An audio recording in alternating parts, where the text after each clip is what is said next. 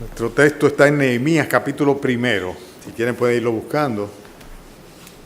Entonces, luego, aprovechando la postura, vamos a orar. Nehemías capítulo 1. Los pequeñines de menos de 9 años pueden pasar a sus clases, a sus aulas.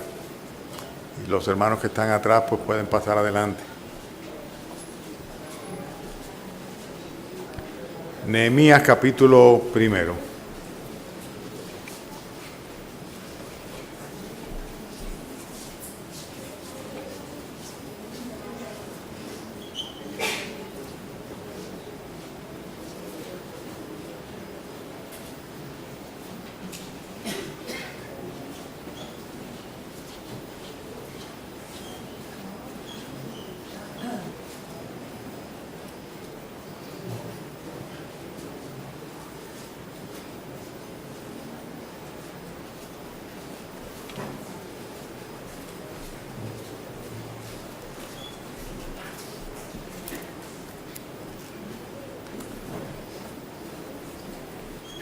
Oremos, hermano.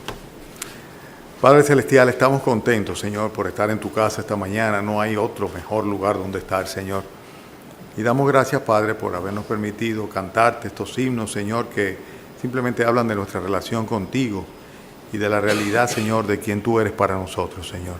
Gracias porque tú eres nuestro refugio, nuestra fortaleza y nuestro pronto auxilio en las tribulaciones. Damos gracias, Señor, porque tú nos das, Señor, la fuerza para poder, de esta manera, Señor, seguir adelante y mantenernos, Señor, en pos de nuestro Señor Jesucristo, con la esperanza, Señor, de ser aprobados delante de ti. Y de esta manera, Señor, también esperar, Señor, el regreso de nuestro amado Salvador y Señor Cristo Jesús. Queremos pedirte esta mañana que tú bendigas a esta tu iglesia local. Siempre lo hacemos, Señor, siempre te lo pedimos, pero hoy también, Señor, hoy queremos pedirte específicamente para que tú aludas, Señor, a mis hermanos, Señor, con tu palabra, como a mí también me aludes, Señor. Que no sea para otros, sino para mí el mensaje, Señor, y que este sea el sentir de todos, Señor. Gracias por el ejemplo de Zorobabel, de Esdras y ahora de Nehemías, Señor. Y gracias, Padre, porque pueden ser referentes perfectos, Señor, de lo que es tu gracia y misericordia manifestada a través de hombres, Señor. Bendícenos, Señor, que este estudio que comenzamos hoy de este libro precioso, pues sea un estímulo permanente, Señor, y un compromiso para cada uno de nosotros. Te pedimos, Señor, tu bendición en el nombre del Señor Jesucristo. Amén. Amén. Pueden sentarse, hermanos. Nehemías capítulo 1. Comienzo a leer. Palabras de Nehemías, hijo de Acalías. Aconteció en el mes de Quisleu, en el año 20, estando yo en Susa, capitán del reino, que vino Anani, uno de mis hermanos, con algunos varones de Judá, y les pregunté por los judíos que habían escapado, los que habían quedado de la cautividad, y por Jerusalén. Y me dijeron: el remanente de los que quedaron en la cautividad, allí en la provincia, están en gran mal y afrenta, y el muro de Jerusalén derribado y sus puertas quemadas a fuego. Cuando oí estas palabras, me senté y lloré e hice duelo por algunos días, y ayuné y oré delante del Dios de los cielos. Y dije: te ruego, oh Jehová, Dios de los cielos, fuerte, grande y temible, que guardas el pacto y la misericordia a los que le aman y guardan sus mandamientos, esté ahora atento tu oído y abiertos tus ojos para oír la oración de tu siervo, que hago ahora delante de ti día y noche, por los hijos de Israel, tus siervos, y confieso los pecados de los hijos de Israel que hemos cometido contra ti. Sí, yo y la casa de mi padre hemos pecado. En extremo nos hemos corrompido contra ti y no hemos guardado los mandamientos, estatutos y preceptos que diste a tu siervo, a Moisés tu siervo. Acuérdate ahora de la palabra que diste a Moisés tu siervo, diciendo: si vosotros pecareis, yo os dispersaré por los pueblos. Pero si os volviereis a mí y guardareis mis mandamientos y los pusiereis por obra, aunque vuestra dispersión fuere hasta el extremo de los cielos, De allí os recogeré y os traeré al lugar que escogí para hacer habitar allí mi nombre. Ellos pues son tus siervos y tu pueblo, los cuales redimiste con tu gran poder y tu mano poderosa. Te ruego, oh Jehová, esté ahora atento tu oído a la oración de tu siervo y a la oración de tus siervos, quienes desean reverenciar tu nombre. Concede ahora buen éxito a tu siervo y dale gracia delante de aquel varón, porque yo servía de copero del rey. Sucedió en el mes de Nisán, en el año 20 del rey Artajerjes, que estando ya el vino delante de él, tomé el vino y lo serví al rey. Y como yo no había estado antes triste en su presencia, me dijo el rey: ¿por qué está triste tu rostro? Pues no estás enfermo. No es esto sino quebranto de corazón. Entonces temí en gran manera y dije al rey: para siempre vive el rey. ¿Cómo no estará triste mi rostro cuando la ciudad, casa de los sepulcros de mis padres, está desierta y sus puertas consumidas por el fuego? Me dijo el rey: ¿qué cosa pides? Entonces oré al Dios de los cielos y dije al rey: si le place al rey y tu siervo ha hallado gracia delante de ti, envíame a Judá, a la ciudad de los sepulcros de mis padres, y la reedificaré. Entonces el rey me dijo, y la reina estaba sentada junto a él: ¿cuánto durará tu viaje y cuándo volverás? Y agradó al rey enviarme después que yo le señalé el tiempo. Además dije al rey: si le place al rey, que se me den cartas para los gobernadores al otro lado del río, para que me franqueen el paso hasta que llegue a Judá. Y la carta para Asaf, guarda del bosque, para que me dé madera para enmaderar las puertas del palacio de la casa, y para el muro de la ciudad y la casa en que yo estaré. Y me lo concedió el rey, según la benéfica mano de Jehová sobre mí. Vine luego a los gobernadores del otro lado del río y les di las cartas del rey, y el rey envió conmigo capitanes del ejército y gente de a caballo, pero oyéndolos Sanbalat horonita y Tobía, el siervo amonita, les disgustó en extremos que viniese alguno para procurar el bien de los de Israel. Hermanos, ustedes recuerdan, por los estudios que tuvimos durante el libro de Esdras, ¿verdad? Las predicaciones que tuvimos acá secuencialmente, que el reino que se había dividido en el año 931 antes de nuestro Señor Jesucristo fue primeramente tomado, el reino del norte, por los asirios. Israel se divide después de la muerte de Salomón, se divide en el reino del norte con 10 tribus de la descendencia de Jacob, y el reino del sur, donde había 2 tribus, o sea, fundamentalmente la tribu de Judá, que era la más importante porque era en territorio de Judea donde estaba, y también por la tribu de Benjamín que estaba juntamente con ellos. El hecho es que en el año 722 el reino del norte fue absorbido completamente por los asirios y por otras culturas, o sea, desapareció, por así decirlo. Desapareció y no quedó ningún tipo de remanente. Los asirios lo que hicieron fue que repoblaron,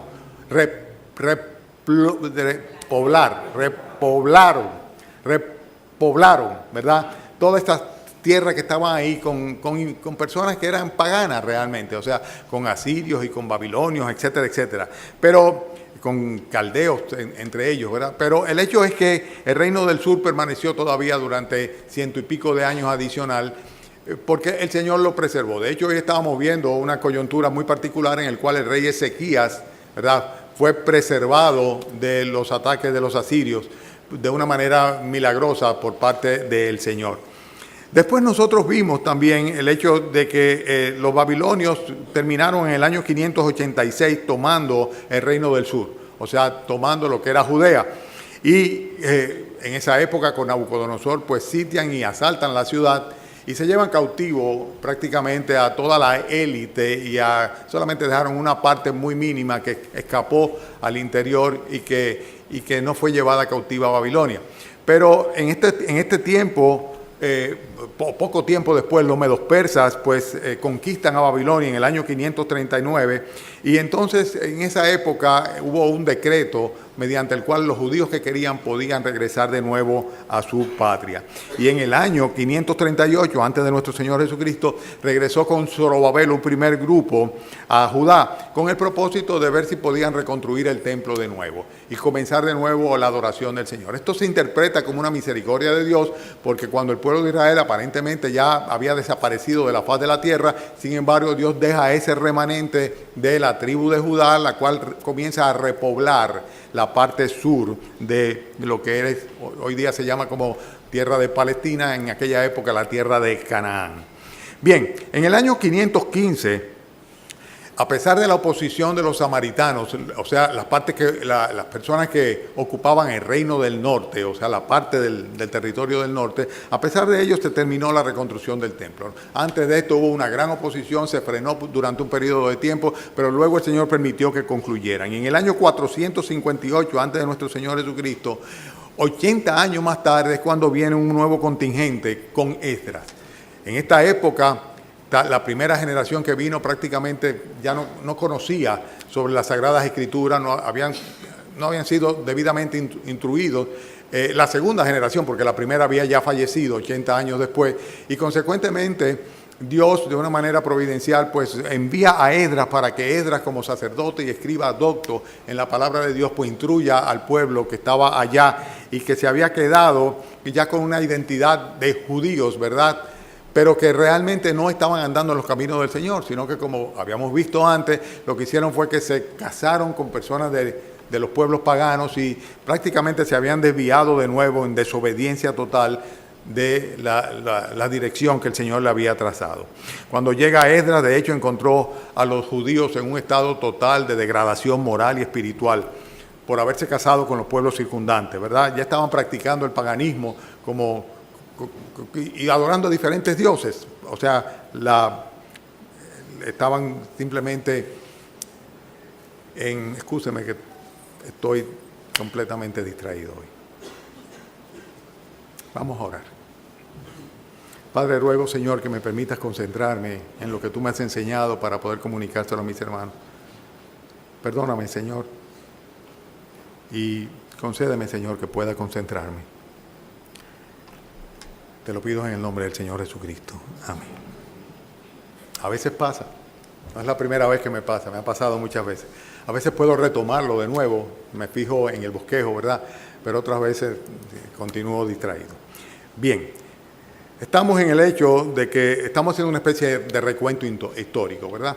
O sea, la nación de Israel se divide en dos reinos. El reino del norte es tomado por los asirios, el reino del sur por los babilonios. Los babilonios son conquistados por los persas permiten la repoblación de lo que es la parte sur de lo que originalmente era el reino de Salomón o el reino de Israel, la nación de Israel, y consecuentemente hay un contingente de personas que vienen para acá. Pasan muchos años, estamos hablando prácticamente de 80 años después, cuando viene entonces Esdras y enseña de nuevo a la nación de Israel la palabra del Señor, le instruye en ese sentido y le exhorta a corregir el pecado que andaban, puesto que se habían desviado tras el paganismo por haber tomado mujeres y haberse casado y haber hecho matrimonios mixtos. Entonces se produce en ese momento un pequeño avivamiento, por así decirlo. Hay un avivamiento, hay de nuevo un entusiasmo, retoman de nuevo el camino de las Escrituras, el camino del Señor, pero vuelve y al poco tiempo pues hay una recaída de nuevo. Dios entonces, en el año 444, unos 14 años después de que Esdras había llegado, pues utiliza una nueva persona. Y esta persona es Nehemías precisamente. Y Dios lo utilizó para avivar, guiar a Judá en la reconstrucción de la ciudad. Porque el templo estaba reconstruido, acudían solamente para los cultos en el templo parcialmente, pero la ciudad en sí estaba destruida, estaba abandonada, o sea, sobre todo que no tenía sus murallas. Y prácticamente la manera la forma de identidad, o sea, o la identidad de la ciudad se veía vulnerada cuando no tenía aquella forma de protección. Hace muy poco tiempo el hermano Israel estuvo predicando sobre todas estas cosas. Yo le decía a él ayer que yo podía perfectamente bien traer la predicación y ponerla en a escucharse, ¿verdad? Porque él traía mucha instrucción en cuanto a todas estas cosas. Pero yo quiero poner el énfasis en esta mañana fundamentalmente en que Dios inicia de nuevo un avivamiento sobre la población que había regresado, o sea, los que habían sido repatriados, habían vuelto a su patria para, en este caso, por así decirlo, mantenerse la esencia y la identidad de la nación judía como tal, de acuerdo a la promesa que Dios había hecho también al rey David. Y lo primero que nosotros vemos es que Dios, para hacer esto, inquieta a una persona. El avivamiento siempre comienza por una persona, es algo personal. No es algo de ninguna manera que se sucede eclesiásticamente o no se sucede nacionalmente. Siempre comienza por una persona y así como el Señor trabaja en esa persona, comienza a trabajar en otras personas a fin de que la obra de Él, el propósito de Él se cumpla. Y lo que primero vemos nosotros acá es que en este Nehemías, había un interés genuino en lo que estaba pasando allá, a pesar de que él estaba muy bien posicionado en el reino, en el reino de Artajerjes, ¿verdad? Él era el copero del rey, él era una persona que estaba en una buena posición y sin embargo él tenía una carga por algo que ni siquiera conocía. O sea, ya él no había sido de lo que habían tenido la experiencia de vivir en Jerusalén en su niñez. Y sin embargo, a pesar de eso, él tenía una carga porque él se identificaba con su nación, se identificaba con el pueblo del Señor. Y por eso nosotros vemos que dice aquí que llegó un hermano de él acompañado de una serie de personas que habían estado en Jerusalén y lo primero que hace es que le pregunta cuál es el estado de Jerusalén. Y así hay gente que están siempre preocupados por las cosas que tienen que ver con el pueblo de Dios. Y en este caso en particular, él tenía una preocupación genuina. Y esta preocupación genuina que la pone el Señor, lo lleva a tener a ponerse en la situación de recibir un informe que realmente le inquieta. Que es lo que vemos nosotros en el versículo 3, cuando dice que le dijeron que el remanente de los que quedaron en la cautividad estaban en gran mal y afrenta, que el muro de Jerusalén estaba derribado y que sus puertas habían sido quemadas por el fuego. Y ciertamente debe suceder así. O sea, debe suceder que el Señor trabaje en el corazón de una persona para que esa persona se involucre en su obra, en la restauración de lo que está andando mal dentro del pueblo del Señor o la iglesia de nuestro Señor Jesucristo. Cuando no es así, viene como consecuencia de la imposición humana. Y realmente es el Espíritu Santo quien obra en el corazón de los creyentes a fin de que ellos, avivados entonces, se involucren en lo que realmente es la necesidad que tiene el pueblo de Dios en un momento particular. Yo recuerdo, hermanos, y esto es una anécdota que creo que que viene a colación, que es oportuna, en una ocasión en la cual el misionero fundador de esta iglesia, el hermano Pablo Holes, pues me llamó a mí a conversar con él en su casa porque él tenía una carga muy grande. Le habían ido a visitar unos hermanos jóvenes, eran 2 jóvenes de la iglesia que está en Baní, la iglesia que hoy día pastorea el hermano Puello, ¿verdad? Y le fueron a visitar porque la iglesia, ellos fueron prácticamente a entregarle la iglesia. Ellos fueron allá por el hecho de que la iglesia estaba sin pastor hacía mucho tiempo, estaba siendo atendida por los diáconos. Y entonces los diáconos habían emigrado y con los diáconos luego se había quedado un par de jóvenes, estos 2 que vinieron a hablar con el pastor, pues tratando de mantenerse celebrando cultos, etcétera. Pero llegó un momento en el cual los propios jóvenes se fueron a otra congregación y la iglesia quedó completamente desolada. Y estos 2 jóvenes que estaban tan preocupados, tan cargados, porque veían que ellos no podían, eran estos jóvenes estudiantes universitarios, ellos no podían ocuparse, no podían cargarse, ni tenían la preparación ni la vocación para cargarse con la iglesia, pues sencillamente acudieron a donde el misionero a decirle, bueno, les queremos avisar que nosotros no podemos seguir para que ustedes vean lo que van a hacer con la iglesia que habían fundado allá en Baní. Y recuerdo que en aquella ocasión el hermano Pablo conversó conmigo y a ver qué se podía hacer. Y cuando sucedió esto, lo que se nos ocurrió, recuerdo que el hermano Temi pues, compartió conmigo en esa oportunidad, lo que se nos ocurrió fue, bueno, vamos a tratar de que por lo menos la flama permanezca encendida, o sea, la llama permanezca encendida, y para esto lo que nosotros podemos hacer, lo que sabemos hacer y lo que normalmente hacemos, que es tratar de seguir pues alimentando con la palabra de Dios al remanente mínimo que hay allá. Había una familia, que era la familia de cuyos estos jóvenes eran hijos, que había sido fiel, había estado en la iglesia desde sus inicios, y comenzamos a ir todas las semanas a Avenida. Dábamos un viaje, el hermano Temi y yo, no recuerdo, creo que eran los jueves que íbamos, los jueves, ¿verdad? Y tuvimos durante muchísimo tiempo hasta que el Señor pues levantó un pastor para esa iglesia, un pastor que hoy día vive en los Estados Unidos, el hermano Billy Tavares, ¿verdad? Y estuvimos yendo allá toda la semana y la iglesia se mantuvo, ¿verdad? Había una situación de crisis. Hoy día esta es una iglesia pujante, es una iglesia que tiene un colegio, una iglesia donde el pastor y los diáconos, es una iglesia que es una bendición realmente. Seguramente ustedes han escuchado inclusive al pastor porque está por las redes sociales constantemente comunicándose. El hecho es que Dios inquietó a estos jóvenes, Dios inquietó al misionero y finalmente nos inquietó al hermano Temi y a mí. Y cuando nos inquietó, pues nos involucramos automáticamente. Y ese es el segundo punto del mensaje de hoy. Para que haya un avivamiento, la primera cosa es que Dios debe inquietar el corazón de una persona. O sea, debe poner la carga en esa persona, la preocupación, ¿verdad?, por lo que está sucediendo. La segunda cosa que es importante es el hecho de que Dios motive a esa persona. Y es interesante porque dice el versículo 4 que cuando él oyó estas palabras, las palabras del informe que le dieron, dice Esdras ¿qué hizo él? Dice, me senté y lloré e hice duelo por algunos días y ayuné y oré delante del Dios de los padres, del Dios de los cielos. Lo que vemos aquí es un dolor, pero es un dolor que no es físico, es un dolor que no es emocional, es un dolor espiritual. O sea, él le dolió el ver que simplemente la obra de Dios allá en Jerusalén, el pueblo de Dios, pues sencillamente estaba en baja. Y cuando él oyó esto, pues sencillamente se sintió no solamente aludido, sino se sintió lastimado. Le dolió como si fuera el mismo que le estuviera pasando, cuando él estaba de lo más bien en el palacio del rey. Él estaba de lo más bien en una posición fabulosa dentro del imperio persa, con una cercanía tremenda al rey. Pero sin embargo, independientemente de cuál fuera su realidad, él se proyectó hacia la situación espiritual de aquellos que estaban en Jerusalén y le dolió lo que estaba sucediendo allá. Y consecuentemente Dios le motiva a él para que él invoque la ayuda del Señor.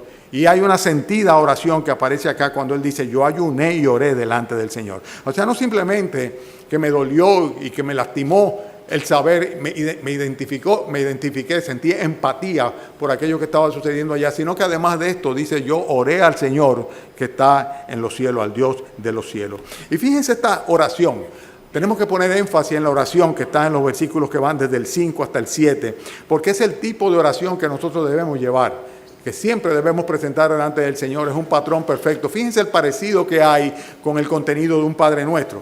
Comienza por una invocación. En el versículo 5 dice, y dije, te ruego, oh Jehová, Dios de los cielos, Padre nuestro que estás en los cielos. O sea que en primer lugar él invoca al Señor.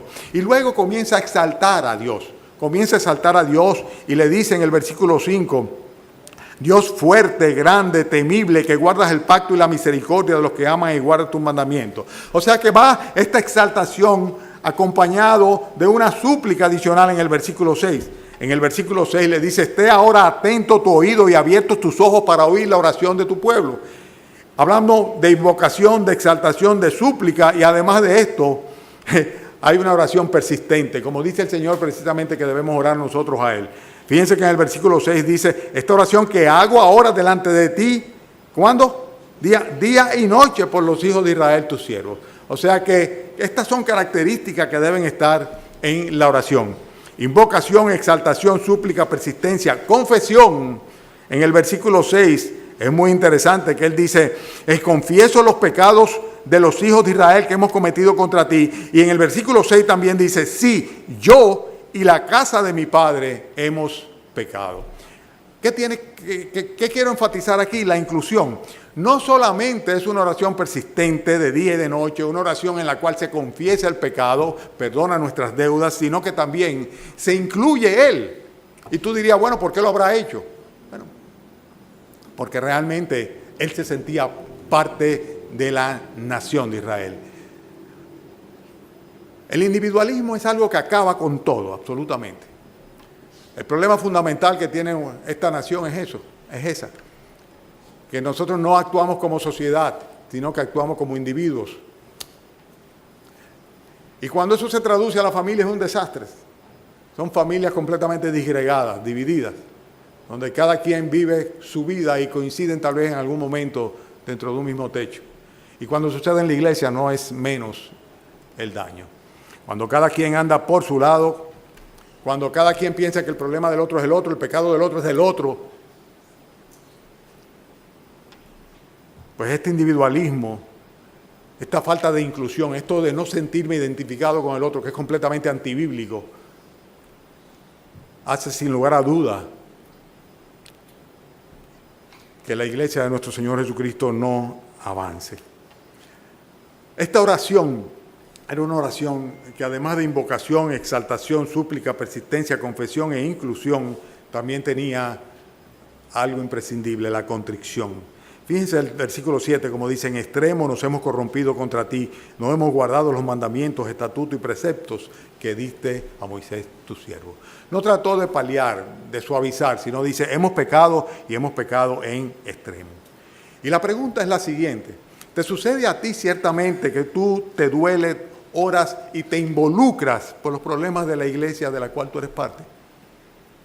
¿Cuántos de nosotros realmente estamos comprometidos? ¿Cuántos de nosotros nos preocupa lo que le sucede a otros? ¿Cuántos se duelen con el pecado de otros? ¿Cuántos interceden por los otros? ¿Cuántos están dispuestos a pedir perdón aún por el pecado ajeno?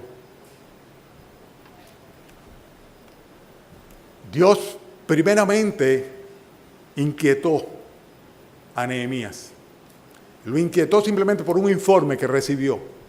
Este informe lo lleva a que él se postre, se conduela, se lamente, suplique, ore al Señor y se identifique con el pecado de los que están allá, que es también el pecado de ellos, el pecado de la falta de fidelidad.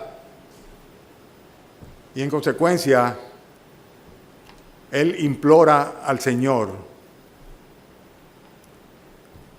para que el Señor le dé una salida. El tercer punto que nosotros vemos acá y que tiene que ver con este avivamiento, el cual se va a producir como consecuencia de el hecho de Dios involucrar a Nehemías en lo que estaba sucediendo a 4 meses de distancia, caminando. O sea, lejísimo donde él estaba en Susa. Es que Dios va a ir conduciendo y guiando a su siervo de una manera muy particular. Fíjense que los versículos que van del 8 al 11 enseñan cómo él apela, y apela de una manera muy convincente delante del Señor.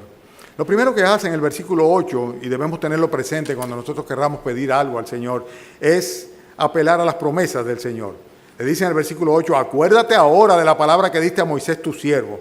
Y en una vez y otra vez, él le recuerda al Señor que él había hecho una serie de promesas. Y esas promesas eran para la nación de Israel. Y la nación de Israel era la que estaba en una situación muy particular ahora. Así Dios ha llenado a su iglesia de promesas. Y nosotros podemos ciertamente como parte de la iglesia apelar con argumentos basados en estas promesas a la misericordia del Señor. Él apela también a la actitud del pueblo, o sea, al arrepentimiento del pueblo. En el versículo 9 le dice que él había dicho que no importaba la situación en la que se encontrara. En el versículo 9 le dice, pero si os volviereis a mí, guardareis mis mandamientos y los pusiereis por obra. Dice, aunque vuestra dispersión fuera hasta el extremo de los cielos, de allí os recogeré, os traeré a este lugar que escogí para hacer habitar allí mi nombre. Y apela no solamente a las promesas de Dios, sino también al arrepentimiento. Está diciendo, en otras palabras, tu pueblo está arrepentido, se ha arrepentido, y tú prometiste que no importa donde estuviésemos regados, tú nos ibas a llevar allá. Luego apela a la identidad espiritual de ellos. Les recuerda al Señor que ellos son su pueblo. Ellos pues, versículo 10, ellos son pues tus siervos. Ellos son pues tus siervos y el pueblo al cual tú redimiste con tu gran poder. O sea que apela inclusive a la gracia y la misericordia de Dios manifestada con anterioridad sobre ellos. O sea, Señor, tú los redimiste con tu poder. Son tu pueblo, Señor. Además de eso, estamos arrepentidos, los lamentamos. Y además de esto, tú prometiste que si nos arrepentíamos, tú nos ibas a restaurar y nos ibas a llevar de nuevo a la nación. Esta es una apelación completamente convincente, sin lugar a dudas.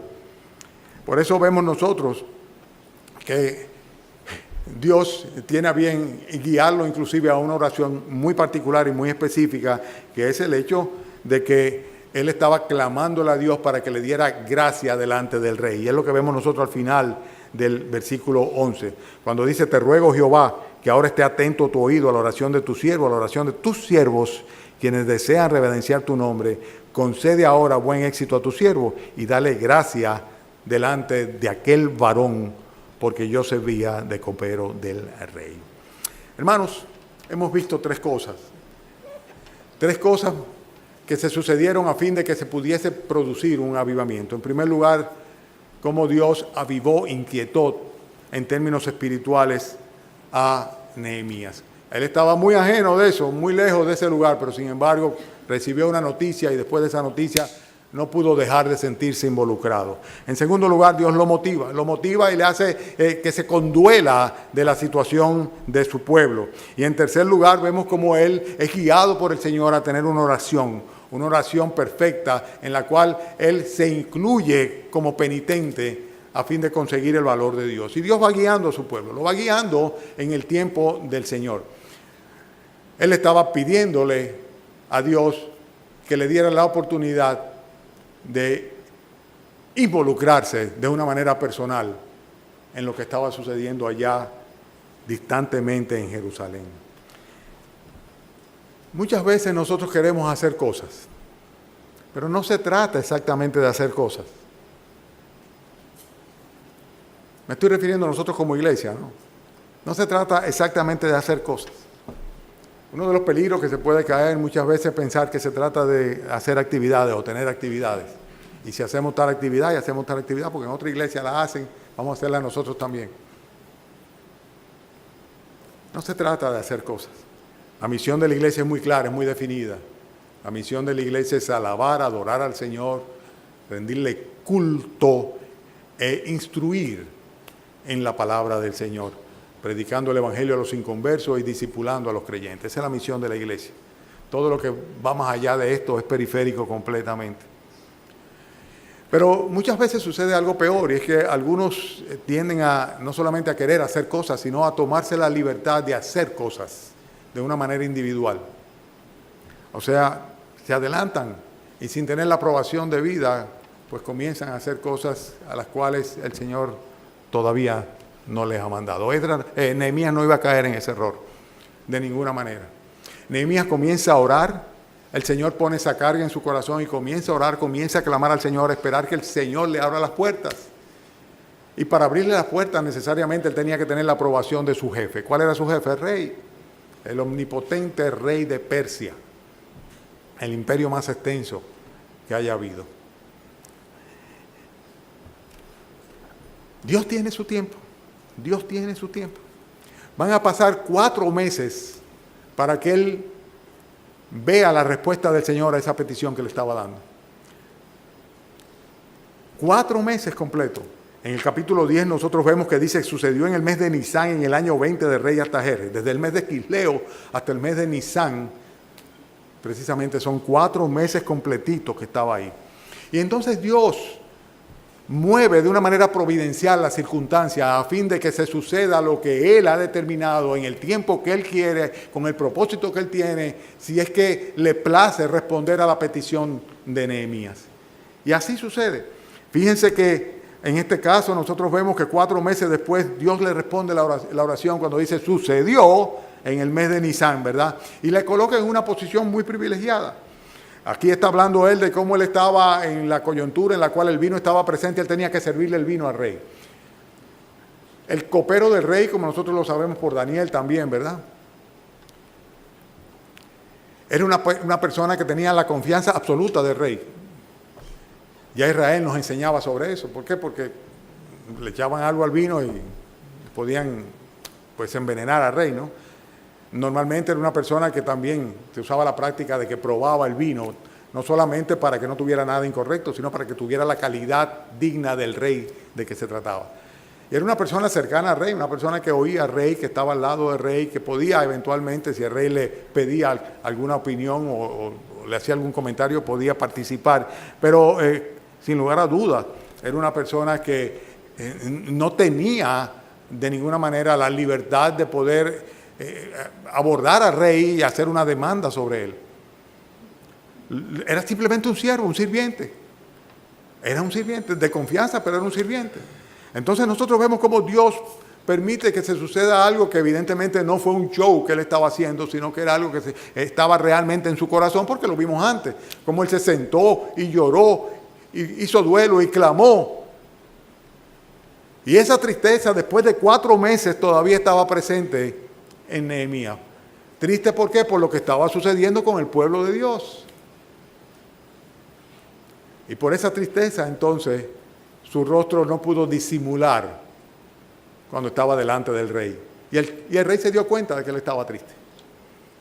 Esto era algo que no podía hacerlo. Él no podía darse el gusto, el privilegio, ¿verdad?, de amargarle la vida al rey. Era muy fácil para el rey decir, quítemelo de adelante. Por eso dice aquí que él temió cuando el rey le pregunta y le dice, ¿qué te pasa? ¿Qué está pasando? Dice, yo nunca había estado antes triste en su presencia. Y entonces el rey le dice, ¿qué te pasa a ti? Porque tú no estás enfermo. Porque él estaba evidenciando lo que había en su corazón. Y en estas circunstancias, entonces él tiene que responderle al rey, lo hace con sinceridad. Y dice, ¿cómo no estará triste mi rostro cuando la ciudad de la casa de los sepulcros de mis padres está desierta y sus puertas consumidas al fuego? Y Dios está preparando una circunstancia muy particular en el cual hace énfasis él mismo en que la reina estaba al lado del rey. De alguna manera la reina, fuera la reina madre o reina consorte, de cualquier manera tenía una influencia sobre el rey que fue positiva en la respuesta del rey, o hizo que el rey tuviera algún tipo de comedimiento. Pero el hecho es que en esta circunstancia Dios le responde a la oración, se la responde en el momento que Dios quiere y quebranta el corazón de Nehemías delante del rey, a fin de que se despierte el interés del rey por lo que le está pasando a Nehemías, y entonces de esta manera el rey se entere de cuál era la preocupación que tenía Nehemías o el dolor que tenía Nehemías en su corazón. Evidentemente, era un siervo muy querido por el rey. Cuando le dice, ¿qué es lo que tú pides? ¿Qué es lo que tú quieres? Y Nehemías le explica lo que le estaba pasando. Versículo 4, me dijo el rey, ¿qué cosa pides? Y cuando le dijo qué cosa pide, le dijo, bueno, yo quiero ahora mismo que usted me dé, me nombre, oré al Dios de los cielos. Yo escuchaba a un pastor norteamericano que hablaba sobre este tipo de oración que emerge espontáneamente en un momento dado y que es típica de cuando hay un incidente o un accidente, que uno clama a Dios y clama desde lo más profundo de su corazón de una manera espontánea y dice, Señor, ¡ay, Señor! Asísteme, Señor. Y este hombre que había estado orando durante 4 meses, en ese mismo momento pide ayuda a Dios para saber qué responderle, qué decirle al rey. Y el Señor le asiste sin lugar a dudas. Y de nuevo vemos una serie de características en la oración, otro tipo de oración completamente distinta a la anterior, porque esta se caracteriza por la urgencia que tiene. Y le presenta la oración al Señor, y luego entonces vemos cómo con mucha reverencia le dice, si le place al rey y si su siervo ha hallado gracia delante de él, envíame a Judá. Y la petición es específica, he aquí, envíame a mí. Lo que él estaba pidiendo al Señor y que requería de la aprobación del rey, el Señor se lo iba a conceder y le iba a dar la aprobación del rey. Consecuentemente, dice que le agradó, versículo 6, al rey enviarle, después que él le señaló el tiempo. Y en el versículo 9, entonces en el versículo 8, esta expresión me encanta a mí. Dice que él le pidió luego que le diera cartas para los gobernadores de aquella parte y para Asaf, para que le dieran madera para poder reconstruir. El rey le dio todo y al final él dice, y me lo concedió el rey. Versículo 8 al final, ¿lo ven? Dice, ¿según qué? La benéfica mano de Dios sobre mí. Él identificó sin ningún tipo de problema que era el favor de Dios que le había concedido lo que él anhelaba y quería. ¿Y qué quería él? ¿Qué quería él? Involucrarse en la problemática de los que estaban allá en Jerusalén, del pueblo de Dios que estaba allá en una ciudad desprovista de protección, donde todos estaban dispersos y donde una vez más habían caído en el individualismo y en la apatía. Y Dios se lo concede, Dios se lo concede, Dios se lo concede. Parte de nuestro problema es que siempre estamos buscando recompensa, y si no recompensa, reconocimiento. Por lo menos que alguien diga, hiciste bien. Normalmente no nos involucramos a menos que veamos algún beneficio personal en involucrarnos en las cosas. Y cuando digo personal me refiero a mí, a mi familia.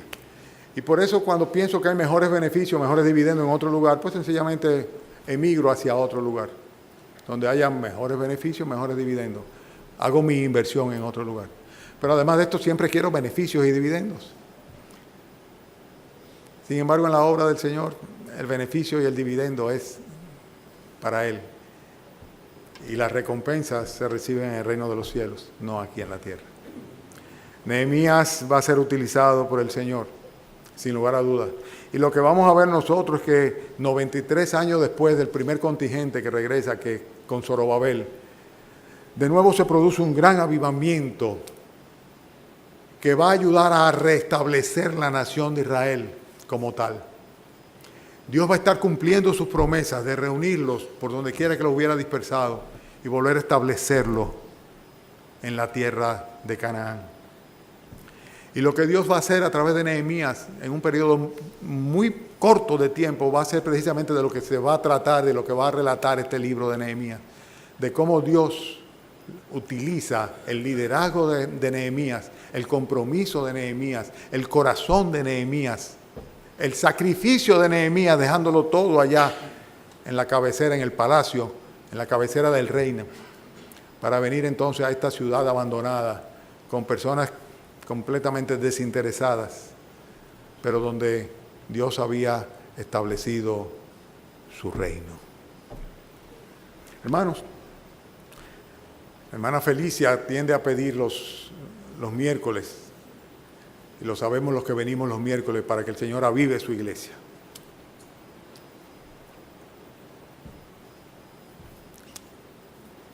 Cuando hablamos de su iglesia, es su iglesia, su pueblo. Así piensan muchos. Yo no digo que Felicia piensa eso. Yo digo que normalmente pensamos su, no mi. Yo.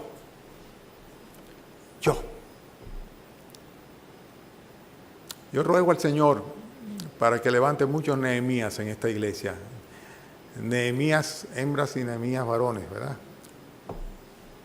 Personas que realmente quieran comprometerse, que les duela la iglesia del Señor Jesucristo, que les duela, que les duela.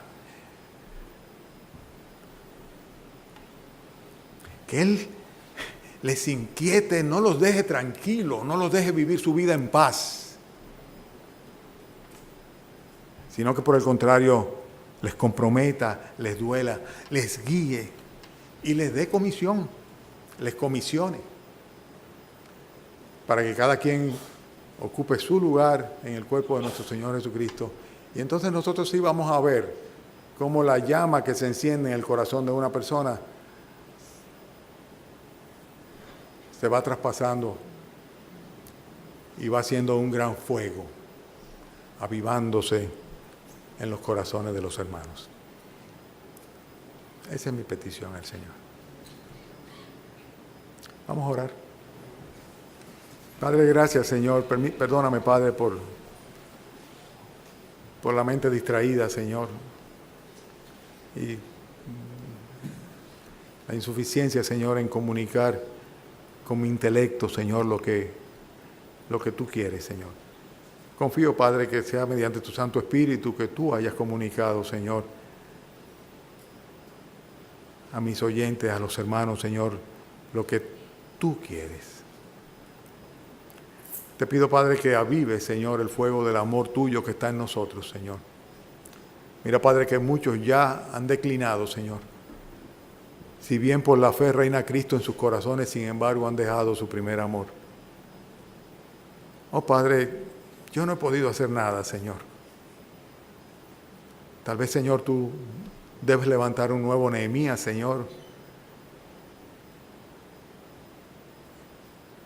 a fin de que, usado por ti, Señor, pueda transmitir a otros, Señor, el fuego del amor hacia ti, hacia tu obra, hacia tu iglesia, el compromiso, Señor, la involucración, Señor. Padre, sabemos que tú eres soberano en eso, Señor. Y te ruego, Señor, que perdone nuestra tibieza, Señor, y que no nos vomites de tu boca, Señor. Gracias, Padre, por la oportunidad de comunicar mi preocupación a los hermanos, pero más que mi preocupación, Señor, que subyace en mí, Señor, lo que he tratado de comunicar es el mensaje intrínseco de este capítulo primero de Nehemías, Señor. Gracias, Padre, porque también a mí me alude, Señor. Ayúdame, Señor, a ser cada día más comprometido con tu obra, Señor, más consagrado a ti. Te pedimos, Señor, que nos despidas con tu bendición, que esta noche, Señor, pues unjas a nuestro hermano Eddie Jesús en la predicación, esta tarde, Señor, que le confirme cada día más, Señor, en el ministerio de esta iglesia local, Señor. Y que también, Padre, te alegres con la celebración de la Santa Cena, Señor, bendiciéndonos, Padre, cuando te honremos, Señor, reconociendo tu misericordia para con nosotros, entregando a tu Hijo Jesús para morir en la cruz del Calvario, a fin de redimirnos de la culpa del pecado. Despídenos en paz, Señor. Te lo pedimos en el nombre del Señor Jesucristo. Amén.